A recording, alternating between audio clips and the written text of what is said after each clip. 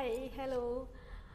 Welcome all on my YouTube channel and I am very excited. मैं ये video इसलिए बना रही हूँ क्योंकि हम लोग रिसेंटली पुणे से बेंगलोर शिफ्ट हुए हैं एंड हमारा एक्सपीरियंस जो रहा वो आई थिंक आप लोगों के लिए काफ़ी हेल्पफुल रहेगा।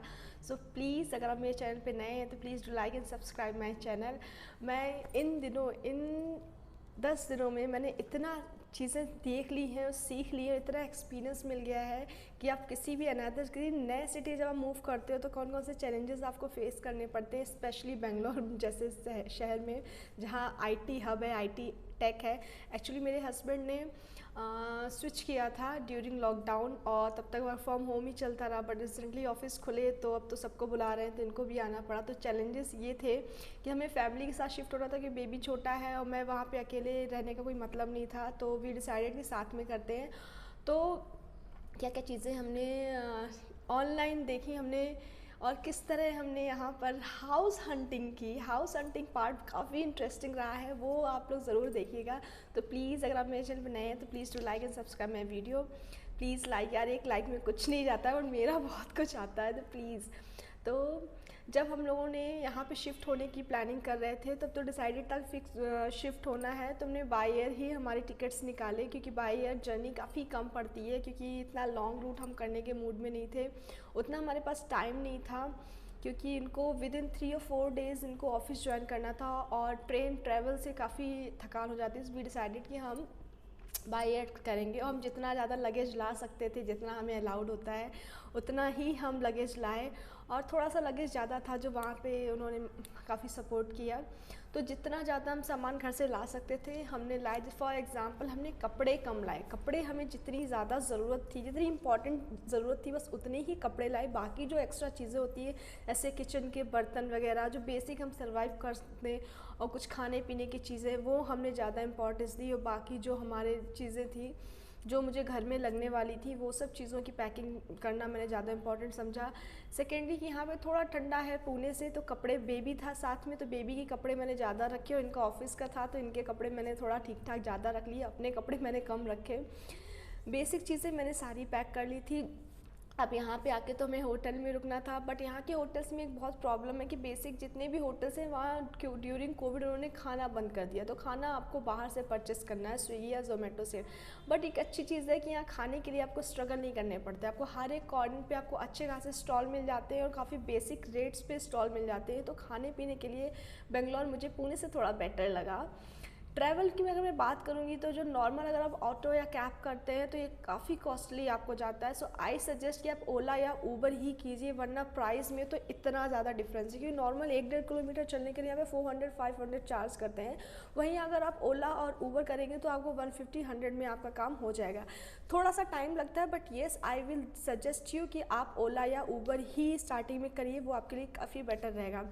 और मेरे हाउस हंटिंग की स्टोरी भी काफ़ी इंटरेस्टिंग है क्योंकि हमें हाउस ढूंढना था, हम काफ़ी नए थे। पहले हम गेटेड सोसाइटी के लिए थे क्योंकि हम लोग हमेशा से गेटेड सोसाइटी में ही रहे, तो हम वहाँ पे यही सोच कर आए थे। सेकेंड, हमने वहाँ पे नो ब्रोकर पे इतना पेमेंट दे के इतनी सारी इंक्वायरी कर ली थी और हम काफ़ी दिनों से वहाँ इंक्वायरी कर रहे थे और हमने काफ़ी कुछ सेलेक्ट भी कर ली थी चीज़ें कि यहाँ यहाँ आके टिक मार्क यहाँ जाना है और ये करने, बस इनमें से ही कोई एक डन करना है। इवन ऐसा किया था कि हमने 1-2 को तो टोकन अमाउंट भी दे दिया था कि कहीं ये घर निकल ना जाए, क्योंकि बेंगलोर में सारे ऑफिसेस खुल गए तो इतनी मारा मारी है, आपको जगह जगह सड़क पे लोग लगेज लेके दिखाई दे रहे हैं। मतलब ऐसा सीन तो मैंने कभी लाइफ में नहीं देखा कि बस घर मिल जाए, पीजी सारे फुल, घर सारे फुल, गेटेड सोसाइटी सारे फुल।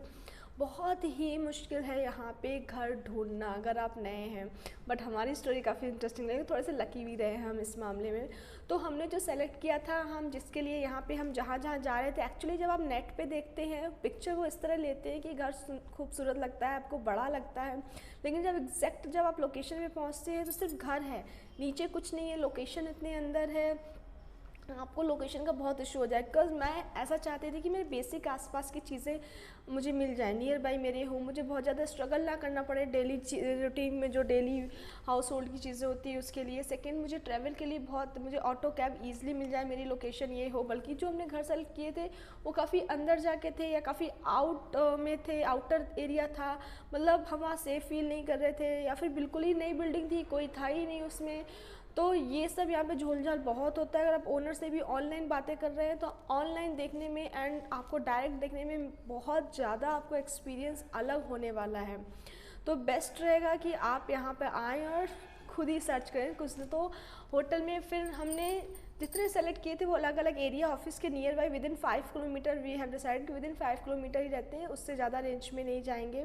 तो जितना ज़्यादा पास था। अब यहाँ पे एक पॉइंट क्या था, आपको जितना पास ऑफिस होता है उतना ही ऑटो या कैब आपको नहीं मिलती है। ये भी बहुत बड़ा नेगेटिव पॉइंट है। नेगेटिव पॉइंट है कि आपको कैब आपका आएगी ही नहीं आपका, अगर बहुत पास अगर आपने ऑफिस लिया है तो कन्वेंस का यहाँ पे बहुत बड़ा इशू है। इसलिए हम थोड़ा सा और एरिया वाइज हमने समझ गए थे कि भाई इस एरिया में रहना है, इस एरिया में नहीं रहना है। हमारा ऑफिस था मारुथली उस साइड पे, और मारुथली में ही हमारा होटल था। फिर वहाँ से हम आसपास ढूंढ रहे थे, बट हम एरिया बेलंदूर वगैरह कई जगह गए। बीटीएम हमारे घर से बहुत दूर था, उसके रिव्यूज़ बहुत अच्छे थे, पर वो काफ़ी दूर था उनके ऑफिस से, तो वहाँ जाने का मतलब नहीं था। देन हमें यहाँ पे एक घर देखने आए थे HSR लेआउट, तो वो एरिया हमें बहुत पसंद आया। तो ये तो माइंड में सेट हो गया था कि यार इधर ही इसी एरिया में घर चाहिए।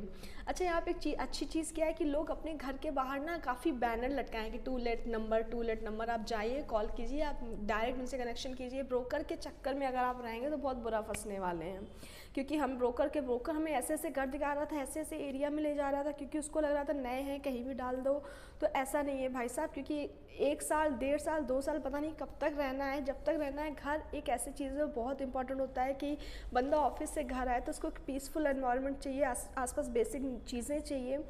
तो उसके लिए ब्रोकर का एक्स्ट्रा अमाउंट देना पड़ेगा। हाँ, आप ले सकते हैं, कभी कभी आपको अच्छे ऑफर भी मिल जाते हैं, बट हमें ब्रोकर से कुछ भी ऐसी हेल्प सच हेल्प नहीं मिली। तो हम समझ गए थे कि हमें HSR लेआउट में लेना है। हमें ये एरिया काफ़ी अच्छा लगा, काफ़ी कन्वीनियंट लगा, यहाँ पे बेसिक सारी चीज़ें थी। फिर हमने एक कैब की पूरे दिन की, बस HSR लेआउट में हम आ गए। मतलब यहाँ पे हमें कैब ने ड्रॉप कर दिया और हम गली गली में घुस रहे हैं, जहाँ पे भी टू लेट एंड सबका बोर्ड लगा हुआ, हम बस कॉल करते जा रहे हैं। यू डोंट बिलीव इट कि हमने 4 घंटे सिर्फ HSR लेआउट घूमा है पैदल, और बस फ़ोन किए। और ये एक बहुत 4 घंटों की मेहनत में हमें ऐसा घर मिल गया जैसा हम चाहते थे। रेंट यहाँ के थोड़े ज़्यादा है इन कंपैरिजन टू पुणे। मुझे 1 BHK यहाँ पे थोड़ा महंगा लगा। हमने 1 BHK लिया क्योंकि 2 की हमें इतनी रिक्वायरमेंट नहीं थी, बट 1 BHK मेरा काफ़ी स्पेशियस है, मोर देन 2 BHK, इतना मुझे स्पेशियस लगा। मुझे वेंटिलेशन घर में चाहिए था, घर में लाइट है, तो ये सारी चीज़ें रिक्वायरमेंट पूरी हो रही थी मेरी, तो इसलिए मैं इस घर के लिए गई। तो मैं ये सजेस्ट करूँगी कि आप आएँ और ख़ुद निकलें और घर ढूँढें, ये ज़्यादा अच्छा रहेगा। तो हाउस हंटिंग की स्टोरी तो मैंने आपको बता दी। और गेटेड सोसाइटी का यहाँ भी बड़ा अजीब फंडा है। ये गेटेड सोसाइटी जो आपको ऑनलाइन उतने नहीं दिखते हैं और बहुत सेलेक्टिव हैं।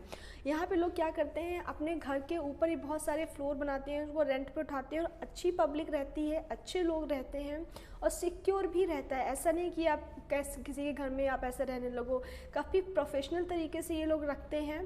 तो ये चीज़ मुझे अब बहुत अच्छी लगी। गेटेड सोसाइटी जितना ही सिक्योर आपको फील होगा, ये एरिया मुझे काफ़ी अच्छा लगा। ये चीज़ मुझे बेंगलोर की हाउसिंग सिस्टम काफ़ी अच्छा लगा।